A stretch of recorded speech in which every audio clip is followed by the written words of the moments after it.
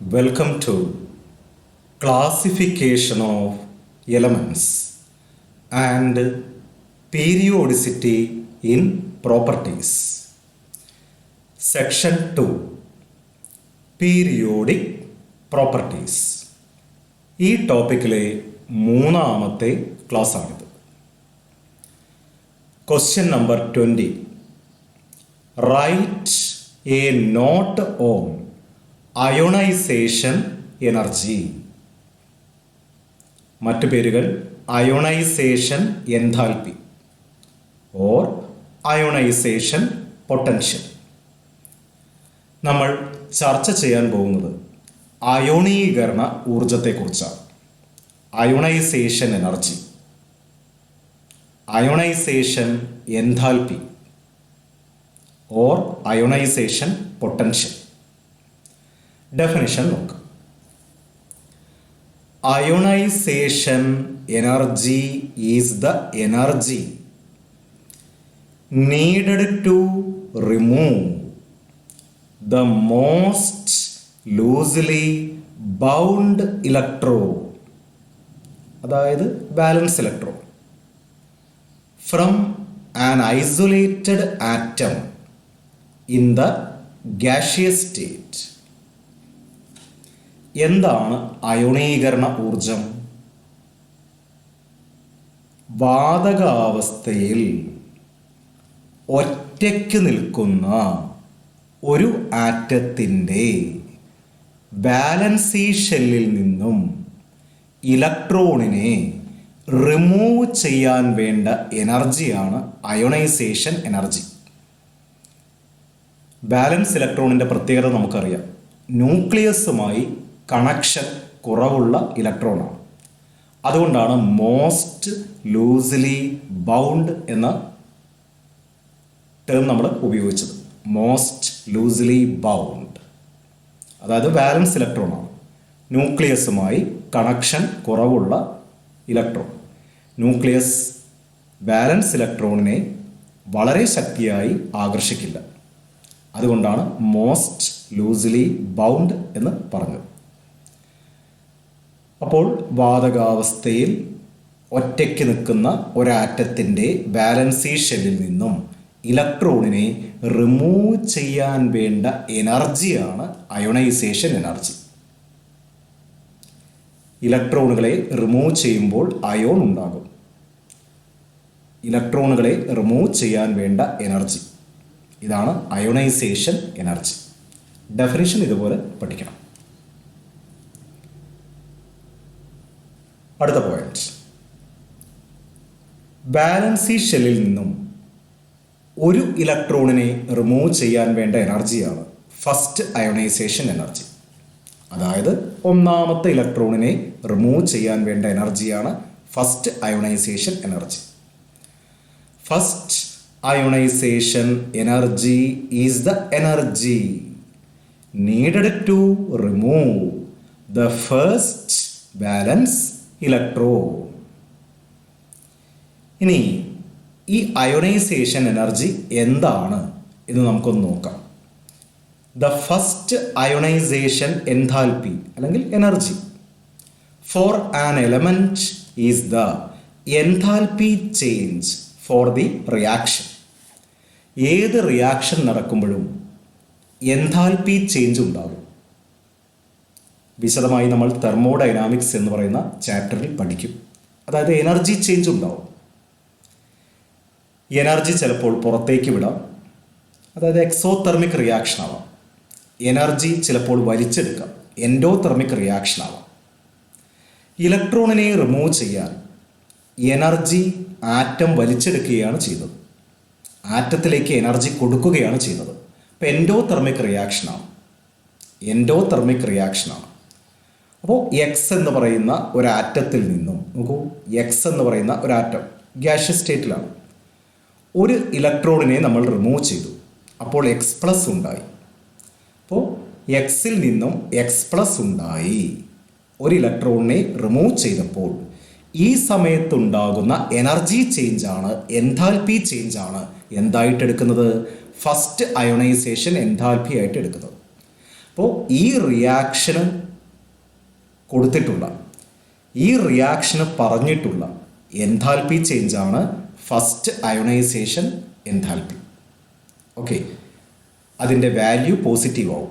Delta H എന്ന് പറഞ്ഞാൽ enthalpy ചേഞ്ചാണ്. എൻതാൽപ്പി ചേഞ്ച് പോസിറ്റീവ് ആണെന്നാണ് പറയാറുള്ളത്. വിശദമായി തെർമോഡൈനാമിക്സിൽ പഠിക്കും. ഓക്കെ, അപ്പോൾ ഫസ്റ്റ് അയോണൈസേഷൻ എൻതാൽപ്പി എന്ന് പറഞ്ഞാൽ ഈ താഴെ തന്നിരിക്കുന്ന റിയാക്ഷന് പറഞ്ഞിട്ടുള്ള എൻതാൽപ്പി ചേഞ്ച് തന്നെയാണ്.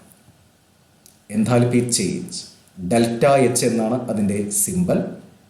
സൈൻ പോസിറ്റീവാണ്. എനർജി വലിച്ചെടുക്കുന്ന റിയാക്ഷനൊക്കെ സൈൻ പോസിറ്റീവാണ്. വിശദമായി പിന്നീട് പഠിക്കും. Okay,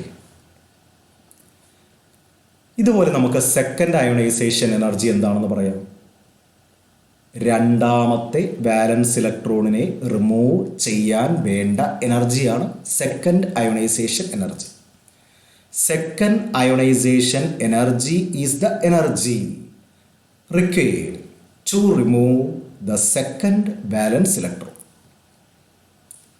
it is the energy required to carry out the reaction. അപ്പോൾ ഈ റിയാക്ഷൻ, അതായത് ഒരു ഇലക്ട്രോൺ പോയാൽ നമുക്കറിയാം എക്സ് പ്ലസ് ഉണ്ടാവും. 2 ഇലക്ട്രോൺ പോയാൽ, ഇവിടെ ഇനി 2 എന്ന് വേണ്ട, 1 എന്ന് മതി. 2 ഇലക്ട്രോൺ, ഒരാറ്റത്തിൽ നിന്ന് 2 ഇലക്ട്രോൺ പോയാൽ 2+ എന്നാണ് എഴുതുക. എക്സ് 2+ എന്നാണ് എഴുതുക. എക്സിൽ നിന്ന് 2 ഇലക്ട്രോൺ പോയി, 2+. ആദ്യം ഒരു ഇലക്ട്രോൺ പോയി, X+ ഉണ്ടായി. വീണ്ടും ഒരു ഇലക്ട്രോൺ പോയി, X2+ ഉണ്ടായി. അപ്പം രണ്ടാമത്തെ ഇലക്ട്രോണിനെ റിമൂവ് ചെയ്യുമ്പോൾ നടക്കുന്ന എനർജി ചേഞ്ചാണ്, എൻതാൽപ്പി ചേഞ്ചാണ് സെക്കൻഡ് അയോണൈസേഷൻ എനർജി. ഓക്കെ, അടുത്ത point. Generally ionisation energies are always positive. Ionisation energy എല്ലായ്പ്പോഴും പോസിറ്റീവാണ്, സൈൻ പോസിറ്റീവാണ്. അതായത് ഡെൽറ്റ എച്ച് ഇങ്ങനെയാണ് എഴുതുക, ഡെൽറ്റ എച്ച്. ഇത് വായിക്കേണ്ടത് ഡെൽറ്റ എച്ച്. എൻതാൽപ്പി ചേഞ്ച് എന്നാണ്. എൻതാൽപ്പി ചേഞ്ച് പോസിറ്റീവ് ആയിരിക്കും. എൻതാൽപ്പി ചേഞ്ച് പോസിറ്റീവ് എന്ന് പറഞ്ഞാൽ ചൂട് വലിച്ചെടുക്കുന്ന റിയാക്ഷൻസ് ആണ്, എനർജി വലിച്ചെടുക്കുന്ന റിയാക്ഷൻസ് ആണ്. എൻഡോതെർമിക് റിയാക്ഷൻ എന്നാണ് പറയുന്നത്. അതെല്ലാം തെർമോഡൈനാമിക്സിൽ പഠിക്കും. Ionisation energies are always positive. അതിൻ്റെ അർത്ഥം എന്താണ്? എൻതാൽപ്പി ചേഞ്ച് പോസിറ്റീവാണ്, അതായത് എൻഡോതെർമിക് റിയാക്ഷനാണ് എന്നർത്ഥം. ഓക്കെ, അടുത്ത point. Second ionisation energy will be higher than first ionisation energy because it is more difficult to remove an electron from a positively charged ion than from a neutral atom. First ionisation എനർജിയേക്കാൾ കൂടുതലായിരിക്കും second ionisation energy. പൊതുവായിട്ട് അങ്ങനെയാണ്, 100% വിശ്വസിക്കരുത്. ചില കേസുകളിൽ തിരിച്ചു വരും. പൊതുവെ ഫസ്റ്റ് അയോണൈസേഷൻ എനർജിയേക്കാൾ കൂടുതലാണ് second ionisation energy. Second ionisation എനർജിയേക്കാൾ കൂടുതലാണ് തേർഡ് അയോണൈസേഷൻ എനർജി. അങ്ങനെയാണ്. കാരണം എന്തായിരിക്കും? ഒരു ഇലക്ട്രോൺ റിമൂവ് ചെയ്താൽ ന്യൂക്ലിയർ ചാർജ് കൂടും, അതായത് പ്രോട്ടോണുകളുടെ എണ്ണം കൂടും. പ്രോട്ടോണുകളുടെ എണ്ണം കൂടിയാൽ ഇലക്ട്രോണുകളുടെ മേലെയുള്ള ന്യൂക്ലിയസിൻ്റെ കൺട്രോൾ, അതായത് നിയന്ത്രണം കൂടും. അതുകൊണ്ട് സെക്കൻഡ് ഇലക്ട്രോണിനെ റിമൂവ് ചെയ്യാൻ ബുദ്ധിമുട്ടാണ്. പോസിറ്റീവ് ചാർജുള്ള ഒരു അയോണിൽ നിന്നും ഇലക്ട്രോണിനെ റിമൂവ് ചെയ്യാൻ ബുദ്ധിമുട്ടാണ്, കാരണം ന്യൂക്ലിയർ ചാർജ് കൂടുതലാണ്. അപ്പോൾ പൊതുവേ സെക്കൻഡ് അയണൈസേഷൻ എനർജി ഫസ്റ്റിനേക്കാൾ കൂടും, തേർഡ് അയണൈസേഷൻ എനർജി സെക്കൻഡിനേക്കാൾ കൂടും. ആ രീതിയിലാണ് പോകുന്നത്. ഓക്കെ, ആ പോയിന്റ് എല്ലാം ഇവിടെ എഴുതിയിട്ടുണ്ട്. തേർഡ് അയണൈസേഷൻ നമുക്ക് സ്പെല്ലിംഗ് എസ് മതി. Third ionisation energy will be higher than second ionisation energy and so on. ഇതിങ്ങനെ തുടർന്നു പോകും. The unit of ionisation energy അല്ലെങ്കിൽ enthalpy is kilo joule per mole. ഇതിൻ്റെ യൂണിറ്റ് അതാണ്, കിലോ ജൂൾ പെർ മോളാണ്. അപ്പോൾ എന്താണ് അയോണൈസേഷൻ എനർജി എന്ന് നമ്മൾ കണ്ടു കഴിഞ്ഞു. നോട്ട് നന്നായിട്ട് എഴുതിയെടുക്കണം. അടുത്തത് factors affecting ionisation energy. Ionisation എനർജിയെ സ്വാധീനിക്കുന്ന ഘടകങ്ങൾ എന്തൊക്കെയാണ് നോക്കാം. 1. സൈസ് ഓഫ് ദി ആറ്റം, ആറ്റത്തിൻ്റെ വലുപ്പം. As size of the atom increases ionisation energy decreases. ആറ്റത്തിൻ്റെ വലുപ്പം കൂടിയാൽ അയോണൈസേഷൻ എനർജി കുറയും. ബാലൻസ് ഇലക്ട്രോണിനെ എളുപ്പത്തിൽ റിമൂവ് ചെയ്യാം. കാരണം ആറ്റത്തിൻ്റെ വലുപ്പം കൂടിയാൽ ന്യൂക്ലിയസിന് ബാലൻസ് ഇലക്ട്രോണിൻ്റെ മേലെ വേണ്ടത്ര കൺട്രോൾ ഉണ്ടാക്കാൻ കഴിയില്ല, വേണ്ടത്ര നിയന്ത്രണം ഉണ്ടാക്കാൻ കഴിയില്ല. അതുകൊണ്ട് ഇലക്ട്രോണിനെ നമുക്ക് പെട്ടെന്ന് റിമൂവ് ചെയ്യാം. അപ്പോൾ റൂൾ മാത്രം പഠിച്ചു വയ്ക്കുക. സൈസ് കൂടിയാൽ അയണൈസേഷൻ എനർജി കുറയും. ബാലൻസ് ഇലക്ട്രോണിനെ റിമൂവ് ചെയ്യുന്നത് എളുപ്പമാണ്. അടുത്ത point, charge on the nucleus. Ionisation energy increases with increase in nuclear charge. Nuclear charge കൂടിയാൽ ന്യൂക്ലിയസ് ഇലക്ട്രോണുകളെ നന്നായിട്ട് അട്രാക്റ്റ് ചെയ്യും. ഇലക്ട്രോണുകളുടെ മേലെ നല്ല നിയന്ത്രണം ഉണ്ടായിരിക്കും, കൺട്രോൾ ഉണ്ടായിരിക്കും. അതുകൊണ്ട് ഇലക്ട്രോണുകളെ റിമൂവ് ചെയ്യുന്നത് എളുപ്പമല്ല. കൂടുതൽ എനർജി കൊടുത്താൽ മാത്രമേ ഇലക്ട്രോണുകളെ റിമൂവ് ചെയ്യാൻ കഴിയൂ. അതുകൊണ്ട് ന്യൂക്ലിയർ ചാർജ് കൂടിയാൽ അയോണൈസേഷൻ എനർജി കൂടും. Okay. Screening effect of inner electrons. If screening effect is high, ionisation energy is less. Screening effect എന്താണെന്ന് നമ്മൾ പഠിച്ചിട്ടുണ്ട്. ബാലൻസ് ഇലക്ട്രോണുകളെ ന്യൂക്ലിയസ് ആകർഷിക്കുന്നത്, അട്രാക്റ്റ് ചെയ്യുന്നത് ഇടയ്ക്കുള്ള ഷെല്ലിലെ ഇലക്ട്രോണുകൾ തടയും. നമ്മൾ പഠിച്ചതാണ്. ഇതിനെയാണ് സ്ക്രീനിങ് ഇഫക്റ്റ് എന്ന് പറയുന്നത്. സ്ക്രീനിങ് ഇഫക്റ്റ് കൂടിയാൽ അയോണൈസേഷൻ എനർജി കുറവായിരിക്കും. കാരണം സ്ക്രീനിങ് ഇഫക്റ്റ് ഉണ്ടായാൽ ന്യൂക്ലിയസിന് ബാലൻസ് ഇലക്ട്രോണുകളെ വേണ്ട രീതിയിൽ നിയന്ത്രിക്കാൻ കഴിയില്ല. അതുകൊണ്ട് ചെറിയൊരു എനർജി കൊടുക്കുമ്പോൾ തന്നെ ബാലൻസ് ഇലക്ട്രോൺസ് ആറ്റത്തിൽ നിന്ന് പുറത്തേക്ക് പോകും. ഓക്കെ. അടുത്ത പോയിന്റ് പ്രത്യേകം ഒന്ന് ശ്രദ്ധിക്കണം.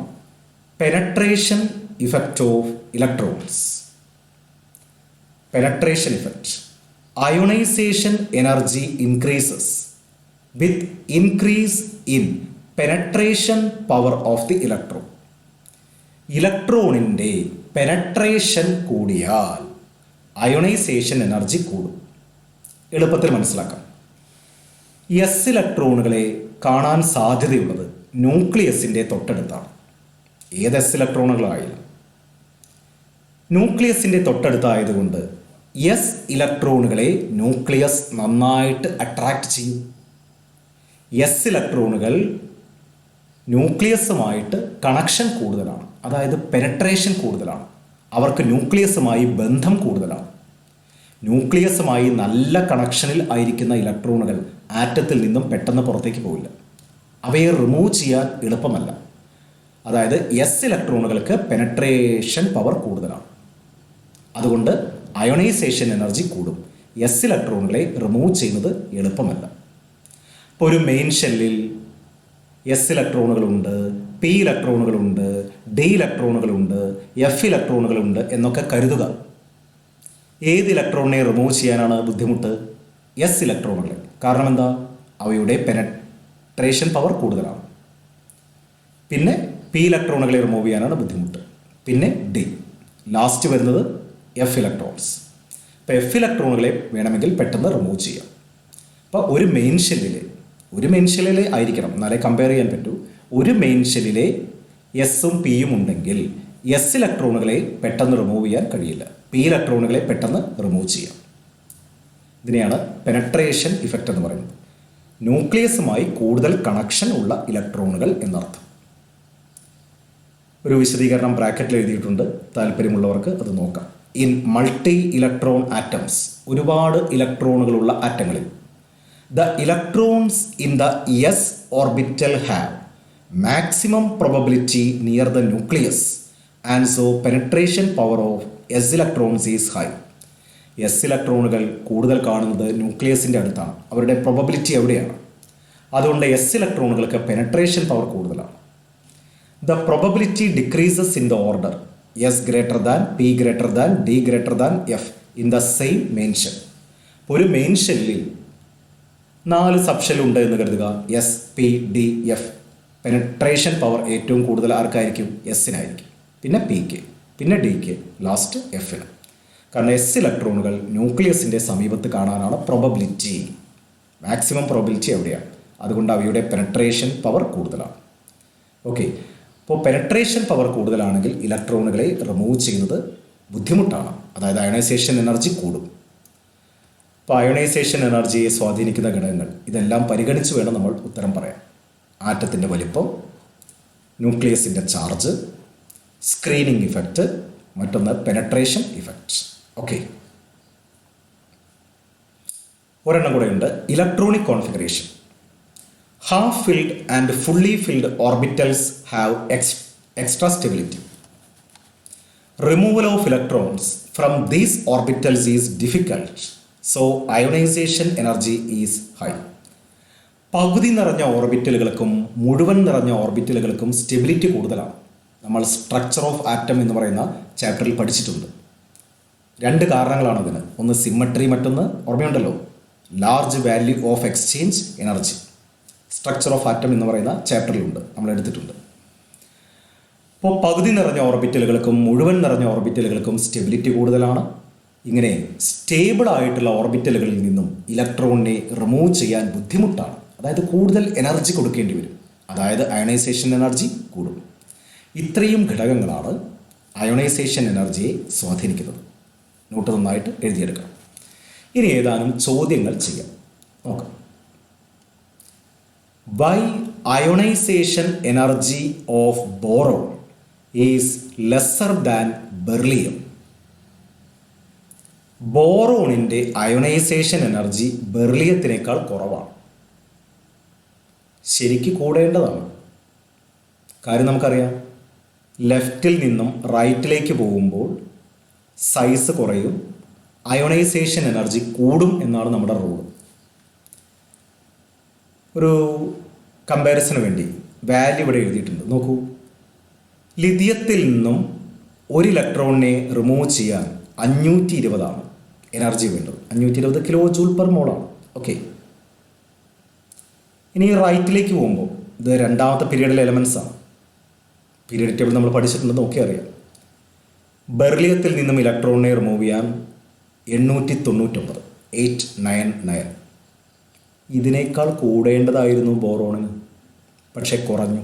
അതിനൊരു കാരണമുണ്ട്, പരീക്ഷയ്ക്ക് ചോദിക്കും. പിന്നെ കൂടി വരികയാണ് അല്ലേ, 1086 വീണ്ടും കൂടി. ഇവിടെ ചെറിയൊരു പ്രശ്നമുണ്ടല്ലോ, ഓക്സിജൻ്റെ അയണൈസേഷൻ എനർജി നൈട്രജനേക്കാൾ കുറഞ്ഞു. കാരണമെന്ത്? ഈ 2 ചോദ്യങ്ങളും പ്രത്യേകം പഠിക്കണം. ബോറോണിൻ്റെ അയണൈസേഷൻ എനർജി കുറയാനുള്ള കാരണവും ഓക്സിജൻ്റെ അയണൈസേഷൻ എനർജി കുറയാനുള്ള കാരണവും രണ്ടും പരീക്ഷയ്ക്ക് ചോദിക്കും. ഏറ്റവും അവസാനം നിയോൺ. നിയോണിൻ്റെ പ്രത്യേകത എന്താണ്? അയോണൈസേഷൻ എനർജി വളരെ കൂടുതലാണ്. അതിനും ഒരു കാരണമുണ്ട്. അപ്പോൾ 3 ചോദ്യങ്ങൾ ഇവിടെ നിന്ന് കിട്ടി. ഓരോ ചോദ്യങ്ങളായിട്ട് നോക്കാം. ബോറോണിൻ്റെ അയോണൈസേഷൻ എനർജി ബെർലിയത്തിനേക്കാൾ കുറയാൻ കാരണമെന്ത്? ഉത്തരം നോക്കൂ. ബെർലിയത്തിൻ്റെ ഇലക്ട്രോണിക് കോൺഫിഗറേഷൻ സ്റ്റേബിളാണ്, 1s2 2s2, കാരണം ഫുള്ളാണ്, എസ് ഫുള്ളാണ്. ബോറോണിൻ്റെ നോക്കൂ, 1s2 2s2 2p1. ഇനി ബോറോൺ 2p ഇലക്ട്രോണിനെ പെട്ടെന്ന് വിട്ടുകൊടുക്കും. കാരണം നമുക്കറിയാം, പി ഇലക്ട്രോണിൻ്റെ പെനട്രേഷൻ കുറവാണ്, അങ്ങനെ വേണമെങ്കിൽ പറയാം. പി ഇലക്ട്രോണിൻ്റെ പെനട്രേഷൻ കുറവാണ്, എസ് ഇലക്ട്രോണിനേക്കാൾ പെനട്രേഷൻ കുറവാണ്. വേറെയും ഒരു കാര്യമുണ്ട്. ഈ ഒരു പി ഇലക്ട്രോണിനെ കളഞ്ഞാൽ ബോറോൺ അല്ലേ കോളടിച്ചു. കാരണം എന്താ? സ്റ്റെബിലിറ്റി കിട്ടി. ഒരു ഇലക്ട്രോൺ പോയാൽ ബോറോണിന് സ്റ്റെബിലിറ്റി കിട്ടി. അതുകൊണ്ട് ചെറിയൊരു എനർജി കൊടുത്താൽ തന്നെ ഈ 2p ഇലക്ട്രോൺ പോയി കിട്ടും. അപ്പം സ്റ്റെബിലിറ്റി കിട്ടാൻ വേണ്ടിയിട്ടാണ് ബോറോണിൻ്റെ അയോണൈസേഷൻ എനർജി കുറഞ്ഞത്.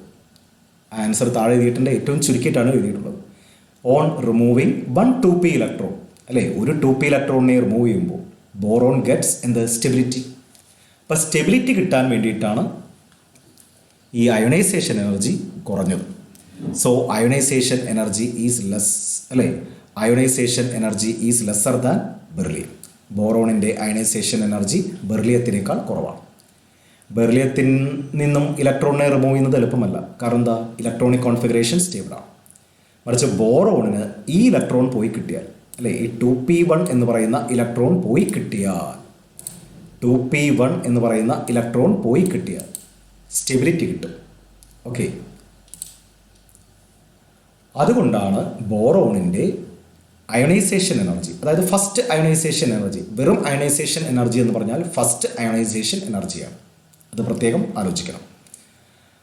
അതുകൊണ്ട് ബോറോണിൻ്റെ ഫസ്റ്റ് അയണൈസേഷൻ എനർജി കുറവാണ്. ഈ 2p ഇലക്ട്രോണിനെ റിമൂവ് ചെയ്യുമ്പോൾ സ്റ്റെബിലിറ്റി കിട്ടും. അതുകൊണ്ടാണ് ഈ ഇലക്ട്രോണിനെ പെട്ടെന്ന് പുറത്തേക്ക് വിട്ടുകൊടുക്കുന്നത്. ഓക്കെ, ഓക്സിജൻ്റെ അയണൈസേഷൻ എനർജി നൈട്രജനേക്കാൾ കുറയാൻ കാരണം എന്താണ്? ഇലക്ട്രോണിക് കോൺഫിഗറേഷൻ നൈട്രജൻ്റെ എഴുതി 7 ഇലക്ട്രോണാണ്, 1s2 2s2 2p3. എന്താ പ്രത്യേകത? 2p3 പിയിൽ 6 ഇലക്ട്രോണുകളാണ് കൊള്ളുന്നത്. ഇത് ഹാഫ് ഫീൽഡാണ്. ഇലക്ട്രോണിക് കോൺഫിഗറേഷൻ സ്റ്റേബിളാണ്. നൈട്രജൻ്റെ ഇലക്ട്രോണിക് കോൺഫിഗറേഷൻ സ്റ്റേബിളാണ്. അയോണൈസേഷൻ എനർജി കൂടും. ഓക്സിജൻ ആണെങ്കിലോ 8 electron, 1s2 2s2 2p4. Stability കിട്ടാൻ എന്ത് ചെയ്താൽ മതി? ഈ 4 ഇലക്ട്രോണിലെ ഒരെണ്ണം കളഞ്ഞാൽ ഓക്സിജന് സ്റ്റെബിലിറ്റി കിട്ടും. അതുകൊണ്ട് ചെറിയൊരു എനർജി കൊടുക്കുമ്പോൾ ആ ഇലക്ട്രോണിനെ ഓക്സിജൻ വിട്ടുകൊടുക്കും. അപ്പോൾ സ്റ്റെബിലിറ്റി കിട്ടാൻ വേണ്ടിയിട്ടാണ് ഈ അയോണൈസേഷൻ എനർജി കുറഞ്ഞത്. On removing 1 of the 2p electrons, ഈ 4 ഇലക്ട്രോണിലെ ഒരെണ്ണത്തിനെ കളയുമ്പോൾ ഓക്സിജൻ ഗെറ്റ് സ്റ്റെബിലിറ്റി, അല്ലേ, 1s2 2s2 2p3 ആയിട്ട് മാറും. So ionisation energy is lesser than nitrogen. അതുകൊണ്ട് ഓക്സിജൻ്റെ അയോണൈസേഷൻ എനർജി ആരെക്കാൾ കുറവാണ്? നൈട്രജനേക്കാൾ കുറവാണ്. അപ്പോൾ ഈ 2 പോയിന്റ് ശ്രദ്ധിക്കണം. ബോറോണിൻ്റെ അയോണൈസേഷൻ എനർജി കുറയാൻ കാരണം എന്താണ്? ഓക്സിജൻ്റെ അയോണൈസേഷൻ എനർജി കുറയാൻ കാരണം എന്താണ്?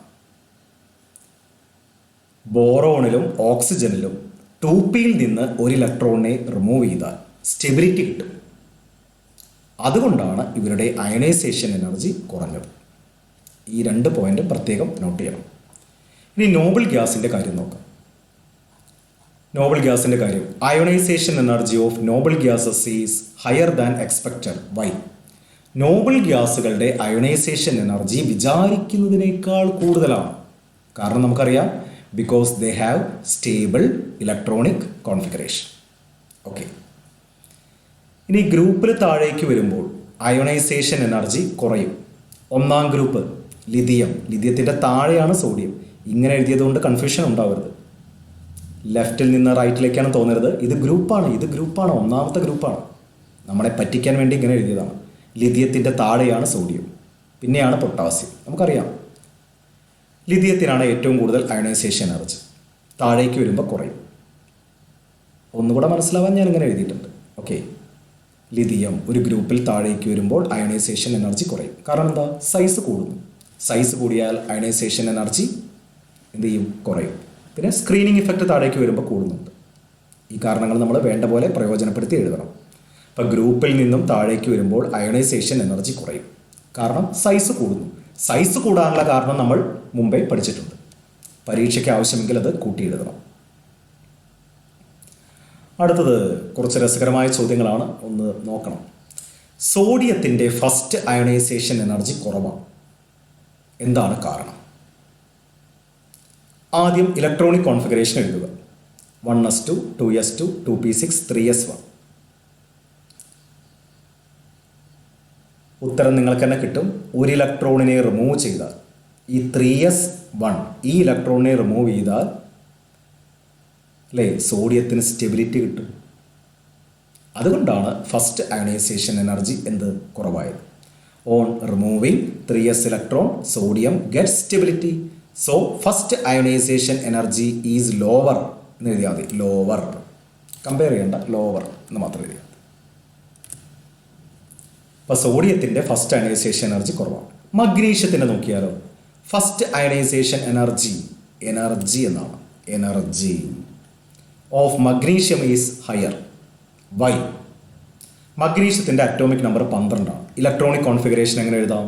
1s2 2s2 2p6, അല്ലേ, 10 3s2. ഇത് സ്റ്റേബിൾ ഇലക്ട്രോണിക് കോൺഫിഗറേഷനാണ്. ഇതിൽ നിന്നും ഇലക്ട്രോണിനെ റിമൂവ് ചെയ്യുന്നത് ബുദ്ധിമുട്ടാണ്, നമുക്കറിയാം. അതുകൊണ്ട് മഗ്നീഷ്യത്തിൻ്റെ ഫസ്റ്റ് അയണൈസേഷൻ എനർജി കൂടുതലാണ്. അപ്പോൾ സോഡിയത്തിൻ്റെ ഫസ്റ്റ് അയണൈസേഷൻ എനർജി കുറവാണ്, മഗ്നീഷ്യത്തിൻ്റെ ഫസ്റ്റ് അയണൈസേഷൻ എനർജി കൂടുതലാണ്. ഇതൊക്കെ സ്പെഷ്യൽ ചോദ്യങ്ങളാണ്, നോക്കാം. നമുക്ക് സെക്കൻഡ് അയണൈസേഷൻ എനർജി കൂടെ നോക്കാം. സെക്കൻഡ് അയണൈസേഷൻ എനർജി കൂടെ നമുക്കൊന്ന് നോക്കാം. സോഡിയത്തിൻ്റെ സെക്കൻഡ് അയണൈസേഷൻ എനർജി കൂടുതലാണ്. സ്വാഭാവികമായിട്ട് നമ്മൾ പ്രതീക്ഷിക്കുന്നതാണ്. ഫസ്റ്റ് അയണൈസേഷൻ എനർജിയേക്കാൾ കൂടുതലായിരിക്കും സെക്കൻഡ് അയണൈസേഷൻ എനർജി. നമുക്ക് നോക്കാം. സോഡിയത്തിൻ്റെ ഇലക്ട്രോണിക് കോൺഫിഗറേഷൻ എഴുതി. ഒരു 3s ഇലക്ട്രോണിനെ റിമൂവ് ചെയ്യുമ്പോൾ സോഡിയത്തിന് സ്റ്റെബിലിറ്റി കിട്ടി. ഒരു ഇലക്ട്രോൺ പോയാൽ Na+ ആയി മാറി. ഉണ്ടോ? 3s1 പോയി, സ്റ്റെബിലിറ്റി കിട്ടി. ഇനി ഇലക്ട്രോണിനെ റിമൂവ് ചെയ്യുന്നത് അത്ര എളുപ്പമല്ല. ന്യൂക്ലിയർ ചാർജ് കൂടുതലാണ്, അതൊരു കാരണമാണ്. ന്യൂക്ലിയർ ചാർജ് കൂടുതലാണ്. മറ്റൊരു കാരണം പറയാം. എന്താണ്? ഇലക്ട്രോണിക് കോൺഫിഗറേഷൻ സ്റ്റേബിളാണ്. ഇലക്ട്രോണിക് കോൺഫിഗറേഷൻ ഓഫ് Na+ അല്ലേ ഈ സ്റ്റേബിൾ. Na+ൻ്റെ ഇലക്ട്രോണിക് കോൺഫിഗറേഷൻ സ്റ്റേബിളാണ്. അതിൽ നിന്നും പിന്നെ ഇലക്ട്രോണിനെ റിമൂവ് ചെയ്യാൻ കുറേ എനർജി കൊടുക്കണം. അതുകൊണ്ട് സെക്കൻഡ് അയണൈസേഷൻ എനർജി എന്താണ്? കൂടുതലാണ്. ഏറ്റവും ചുരുക്കിയാണ് എഴുതിയിട്ടുള്ളത്. ഈ പോയിന്റുകൾ ഇതുപോലെ എഴുതി കൊടുക്കണം. ഓക്കെ. മഗ്നീഷ്യത്തിൻ്റെ സെക്കൻഡ് അയണൈസേഷൻ എനർജി എന്തായിരിക്കും? കുറവാണ്. എന്തുകൊണ്ട്? നമുക്ക് നോക്കാം. മഗ്നീഷ്യത്തിൻ്റെ ഇലക്ട്രോണിക് കോൺഫിഗറേഷൻ നമുക്കറിയാം. 1s2, 2s2, 2p6, 3s2. ഒരു ഇലക്ട്രോൺ പോയാൽ എന്തായി? 3s1 Mg+. അല്ലേ? ആദ്യത്തെ ഇലക്ട്രോണിനെ റിമൂവ് ചെയ്യാൻ നല്ലവണ്ണം എനർജി വേണം, കാരണം സ്റ്റേബിളാണ്. രണ്ടാമത്തെ ഇലക്ട്രോണിനെ റിമൂവ് ചെയ്യാനോ എനർജി കുറച്ച് മതി, കാരണം ഈ 3s1 പോയി കിട്ടിയാൽ സ്റ്റേബിൾ കോൺഫിഗറേഷൻ കിട്ടും. ഈ രണ്ടാമത്തെ ഇലക്ട്രോൺ പോയി കിട്ടിയാൽ Mg+ന് സ്റ്റെബിലിറ്റി കിട്ടും. അതുകൊണ്ട് മഗ്നീഷ്യത്തിലെ രണ്ടാമത്തെ ഇലക്ട്രോണിനെ റിമൂവ് ചെയ്യാൻ ചെലവ് കുറവാണ്, എനർജി കുറവാണ്. On removing second electron magnesium get stability, അല്ലേ? സ്റ്റേബിൾ കോൺഫിഗറേഷൻ കിട്ടും. So second ionisation energy is lower. അതുകൊണ്ട് സെക്കൻഡ് അയണൈസേഷൻ എനർജി കുറവാണ്. അപ്പോൾ നമ്മൾ പഠിച്ച റൂള് തെറ്റി. ഫസ്റ്റ് അയണൈസേഷൻ എനർജിയേക്കാൾ കൂടുതലാണ് സെക്കൻഡ് അയണൈസേഷൻ എനർജി എന്നാണ് പൊതുവേ നമ്മൾ പഠിച്ചത്. പക്ഷേ മഗ്നീഷ്യത്തിൻ്റെ കാര്യത്തിൽ ഫസ്റ്റ് അയണൈസേഷൻ എനർജി കൂടുതലും സെക്കൻഡ് അയണൈസേഷൻ എനർജി കുറവുമാണ്. അപ്പോൾ ഇലക്ട്രോണിനെ റിമൂവ് ചെയ്യുമ്പോൾ സ്റ്റെബിലിറ്റി കിട്ടുന്നുണ്ടോ എന്ന് നോക്കണം. ഇലക്ട്രോണിക് കോൺഫിഗറേഷൻ വളരെ പ്രധാനപ്പെട്ട ഘടകമാണ്. അതിനനുസരിച്ചാണ് പലപ്പോഴും അയണൈസേഷൻ എനർജി. ഈ പോയിന്റുകളെല്ലാം നന്നായി ഓർക്കണം. അടുത്ത ക്ലാസ്സിൽ ബാക്കി കാണാം. ബൈ.